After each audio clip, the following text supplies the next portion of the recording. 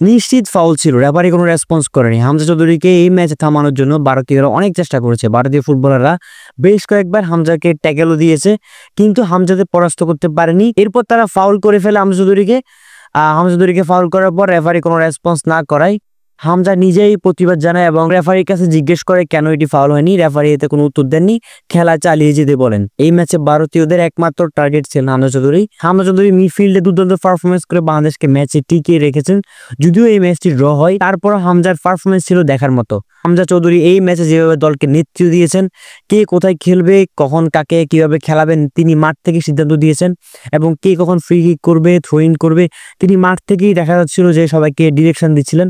তো এরকমই লিডারশিপের দরকার ছিল। হামজা চৌধুরী বলতে গেলে ট্রু লিডার। অধিনায়ক জামাল ভুঁইয়ার অ্যাবসেন্সে বলতে গেলে অধিনায়কত্বই করেছেন। ইনজুরির কারণে খেলতে পারেনি জামাল ভুঁইয়া, কিন্তু জামাল ভুঁইয়ার রিপ্লেসে হামজা চৌধুরী বলতে গেলে এই ম্যাচে বাংলাদেশকে নেতৃত্ব দিয়েছেন, সবাইকে গাইড করেছেন। কয়েকবার দেখা গিয়েছিল রেফারির সাথে বাংলাদেশের তরুণ প্লেয়াররা যখন তর্কে জড়াচ্ছিল, তখন হামজা নিজেই তাদেরকে সরিয়ে দিচ্ছিলেন। তো এরকমই প্লেয়ার দরকার ছিল। হামজা চৌধুরী সবাইকে মুগ্ধ করেছে, আমাদেরকেও মুগ্ধ করেছে। এরকম পারফরমেন্স চলতে থাকুক, এরকম আরো 2-1 হামজা বাংলাদেশ দলে আসুক, তাহলে বাংলাদেশ ফুটবল আরো উন্নয়নের শিখরে যাবে এবং বাংলাদেশের চিত্রটা বদলে যাবে।